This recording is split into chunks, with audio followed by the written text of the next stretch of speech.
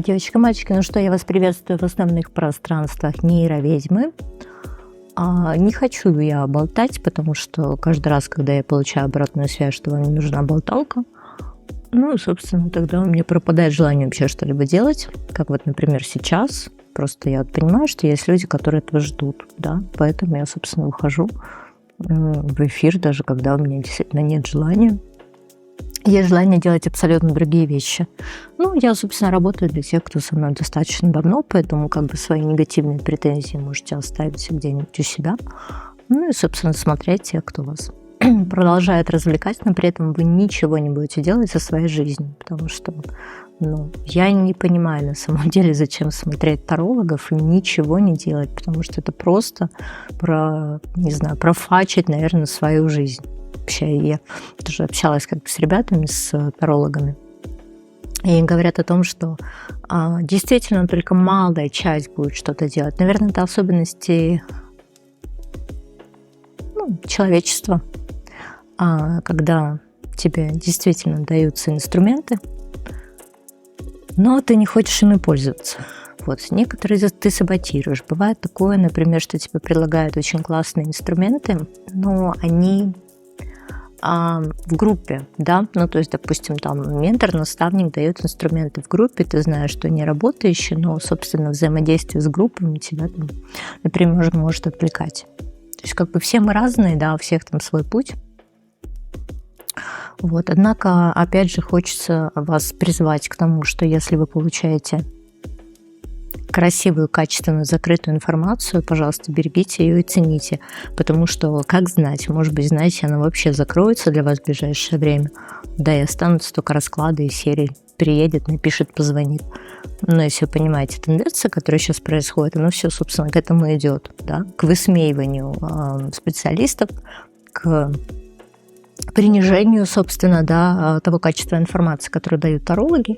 Вот, поэтому скоро, скорее всего, это останется развлекаловкой и приравняется на уровень шизотерики. Ну и как бы если ничего с этим не делать, то, собственно, так оно и будет. Я рада, что вы люди думающие, потому что иначе я бы не снимала для вас расклады. Вот.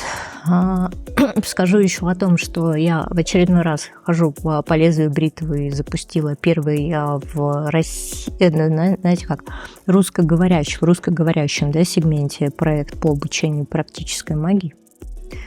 Именно образовательный. В первую очередь это образовательный проект. Поэтому, наверное, у вас еще есть пока возможность успеть, потому что, он вообще в дальнейшем закрытый будет, и не получится возможности туда попасть. Да и опять же, начинать делать там задания с теми, кто уже там, да, и есть всего 2 главы там написаны, потому что он пишется в процессе, наверное, лучше, чем потом наверстывать, да, когда проект будет в записи, то вообще не факт, что я его ставлю, потому что он очень провокативный получается.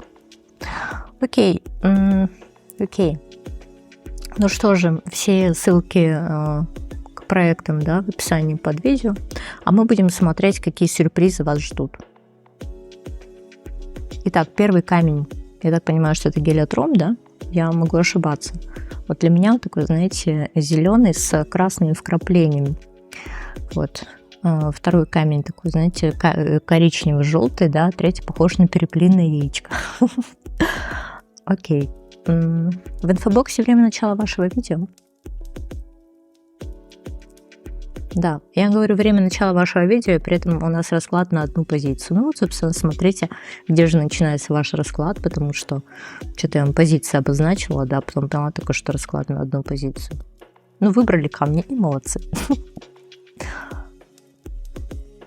Ну что, я вас приветствую. Здрасте. Посмотрим, собственно, что с вами происходит, да, посмотрим, что с этим делать, какие сюрпризы ждут вас.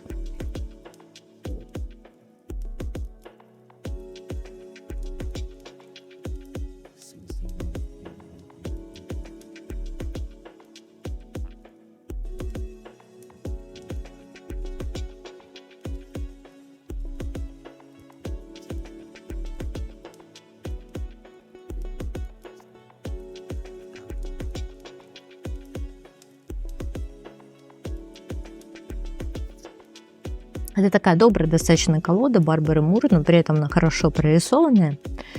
Я так хочу сказать, пока, собственно, если мы экспериментируем с колодами, которые рисует искусственный интеллект, и с колодами, которые рисуют художники, выигрывают колоды, которые рисуют художники. Но что-то в последнее время, не знаю, на просторах интернета больше какой-то коллекционки, нежели каких-то рабочих моментов. А натягивать сову на глобус, там тешить чего-то самолюбие, вообще, что я буду на чьей-то коллекционке работать, я точно не хочу, потому что мне хочется рабочий инструмент. Вот это вполне рабочая колода. Окей, давайте, что, в каких энергиях находимся? 6 пентаклей, 2 мечей. Короче, вот ощущение, что вы где-то заработали сейчас по 6 пентаклей, но при этом где-то потеряли в этом ценность. Обратите внимание, по 6 мечей. Да, это такая битва вслепую. То есть есть ощущение, что мы вполне возможно потеряли какую-то цель, какую-то глобальную цель. Может, мы движемся по течению, но при этом у нас есть определенная планка, которую задает 6 пентаклей. Это что касается денег, взаимодействия там, с людьми, соответственно, да, отношений, еще чего-то. И получается, что мы не можем выстроить ту картинку, которая нам нужна, потому что энергии нет, да? Какой-то заснеженный замок нам показывают по 5 пентаклей. Да, либо просто она сливается, в никуда. Она сливается в никуда. Сейчас я еще немножко раскрою 5 пентаклей.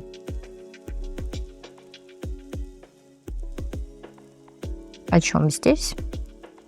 Собственно, по правосудию. По правосудию, скорее всего, знаете, есть такое выражение, что когда мы говорим, что мы не хотим перед поросятами, да, метать бисер, но оно грубее, конечно, звучит, как-то так. Вы понимаете, что нет смысла сейчас в том состоянии, которое у вас есть, да, тратить свои ресурсы. Или, например, сейчас нарушенный обмен, и из того состояния, настроения людей и прочего мы не можем взять равный обмен нам, да, то есть, соответственно, то, что мы можем дать, качество нашей энергии, качество нашей вовлеченности, коммуникации, как нам кажется, сильно выше, да, чем то, что мы можем сейчас получить от мира. Поэтому мы так немножко подзакрываемся. Хорошо, как мы себя чувствуем? Как мы себя чувствуем в этом всем? Опачки. Трансформация, да? Вот момент умирания какого-то. Момент умирания, возможно, по смерти должно из нашей жизни уйти то, что нас тяготит, вот какие-то, может быть, рюкзаки, что-то мы тащим, знаете, из прошлого в будущее, то, с чем необходимо расстаться, да? Или вот мы понимаем, например, что нам не нравится, допустим, проект или стоимость проекта, или люди, которые там работают, мы все равно его тащим. Или нам не нравится работа, на которой мы работаем, потому что мы перестали расти, мы все равно ее тащим. Вот, собственно, карта смерти показывает, что из нашей жизни сейчас будет уходить все, что не нужно. И, наверное, это первый сюрприз, который дает вам там Вселенная, или во что вы верите, боги, это карта смерти. Вот. Но мы договорились с вами не трактовать это с точки зрения физической истории, потому что, знаете, сюрпризы, что вас ждет чья-то смерть, так себе сюрприз, да?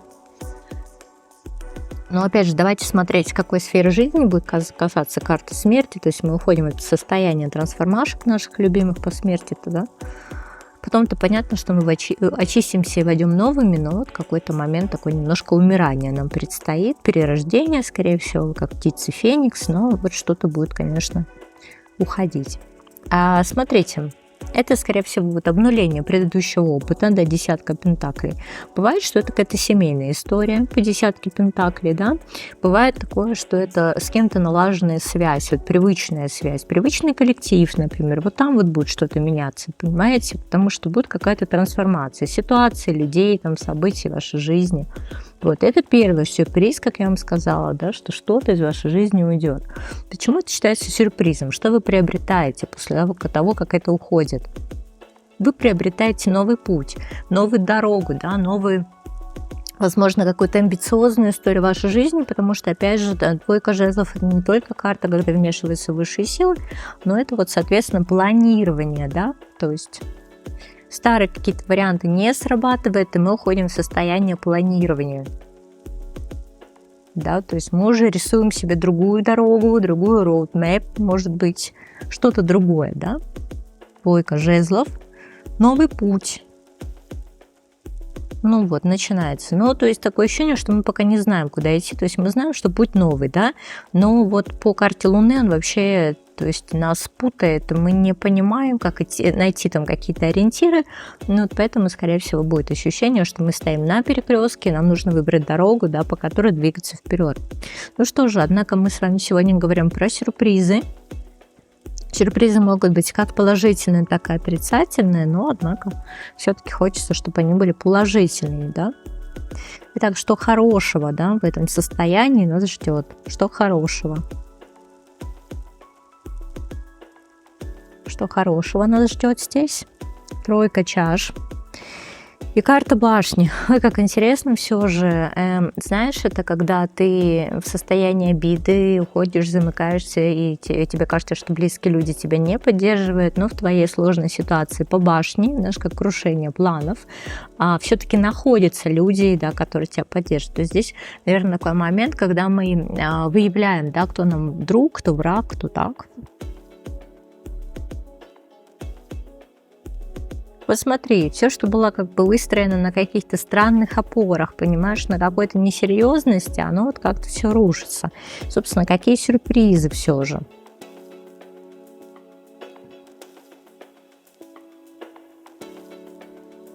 Знаешь, вот это, наверное, такой момент, что сами по себе карты, которые выходят, они достаточно тяжелые.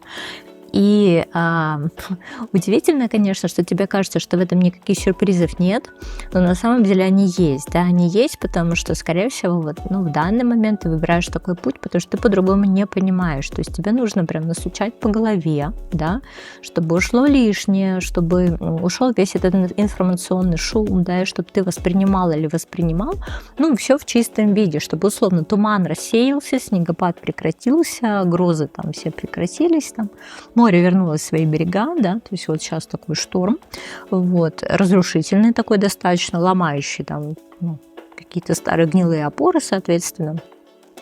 Вот. И ты как бы выходишь вот в новое понимание там себя. Еще очень важный момент, который я хочу рассмотреть. Например, если вы прислушивались там к советам своих родственников и близких, вот, и, ну, знаете как, ну, вы не могли не прислушиваться, потому что, типа, родственники, надо же, там, может, мама что-то говорила, или там близкие, да, но это не приводило вас к счастью, не приводило вас к цели, у вас, может быть, было какое-то чувство вины, да, то есть здесь сюрпризы в том, что они от вас отвалят, понимаете, либо со своими советами, либо как-то вам будет легче с ними коммуницировать без вот этого чувства вины. Это тоже, на самом деле, определенный сюрприз, потому что здесь возможно прояснение отношений, но типа шестерки чаш, что такой вот родственная сфера, и все же. Потому что здесь вполне возможно восстановление отношений с кем-то. Вот по дурости поссорились, но это больше какие-то родственные связи, нежели любовный характер. Не сильно у нас не кубковая история. Это больше, наверное, какая-то дружеская, родственная. Но вот тоже, смотрите, мы можем наладить с кем-то связь. Вот, например, поссорились с подругой, с другом, да. Здесь есть возможность просто наладить связь, и это как сюрприз. Ну, человек сам выйдет на контакт, или вы тут выйдете на контакт. Резкая какая-то достаточно история. Да? Ситуация, которая не решалась, она решится. Для вас это будет абсолютно неожиданно. Вы будете радостны от этого? Да, абсолютно. Абсолютно радостны. Что-то подумайте, а что я вот раньше так не делала, или там... Почему я про этого человека думала хуже, чем он есть на самом деле? Да, потому что вот, смотри, мы выходим в это состояние ощущения радости. Как будто вот, знаете, нам говорят, типа, что вот, ну, ты не видишь, но как будто все идет по плану. Все идет по плану. Давай так, сюрприз вообще еще один тебя вытащим, но буквально от высших сил. Давай. Сюрприз от высших сил. Ты знаешь, ощущение, что они достаточно давно тебе эти сюрпризы готовят, и вполне возможно, ты их в жизни вот получаешь, но для тебя это какая-то привычная история, что, знаешь, по 8 пентаклей. Ну, это не то, что они тебе их не делают. Мне кажется, они делают тебя постоянно. То есть ты вот можешь их получать и запрашивать, и просить, и желание, да, посмотри. Ну, наверное, смотри, самый главный сюрприз вообще от высших сил, что здесь могут либо исполняться желания, да, твои, либо это, собственно, про то, что они тебя слышат, они тебя ведут, да, они тебе помогают, да, 8 пентаклей, как бы 3 жезлов, да, смотри, это выход прямо на взаимодействие. Сюрпризы еще от высшей сил, что тебе действительно начинают подсвечивать людей, которые могут тебе помочь справиться с твоей ситуацией. Ну, видишь как? Ну. От большой любви, видимо, к тебе, да? Ну, вполне возможно, если мы с тобой на земной язык переводим, одно дело, когда мы запрашиваем, да, помощь высших сил, а с другое время дело, когда, собственно, знаешь как, мы почему-то сейчас на данный момент не можем там у человека помощи просить или эмоции, чувства проявлять, да? Вот. А здесь вот ситуация разворачивается таким образом, что вроде как ты в нересурсном состоянии, но встречаешь вот людей, да, кто дает тебе ресурс, при этом дает эмоциональное тепло.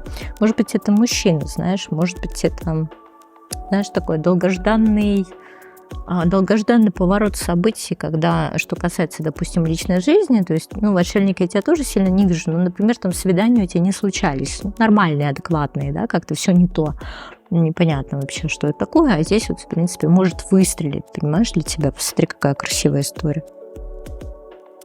Ну. Тут еще в императора даже все это у нас проваливается. И ты такая думаешь, боже, а это точно то, что мне надо, да? Потому что вроде как мужчина, как император проявляется, ты такая сразу в 9 мечей, сразу в страхе свои пошла персональный. Да, вот такое тоже может быть. Это правда сюрпризы, да? Сюрпризы со стороны там высших сил, со стороны, наверное, твоего хорошего психолога, твоей любимой нейроведьмы, потому что здесь, знаешь, как работа над ошибками, и она выполнена очень круто, и ты получаешь там хорошую, высокую оценку, поэтому события в твоей жизни начинают разворачиваться, собственно, да, а в тех сферах, в которых раньше там было затишье. Ничего, хорошая история. Но, правда, сейчас нужно пережить вот этот период безвременья, да, вот это все 5 пентаклей, не знаю, куда иду, не знаю, что хочу. При этом, как только ты начинаешь немножко фокусироваться на чем ты конкретно хочешь, ты начинаешь получать результат. Вот такая вот хорошая у нас позиция была. И мы ответили с тобой на вопрос, какие же сюрпризы тебя ждут. А с вами была я, ваша нейроведьма.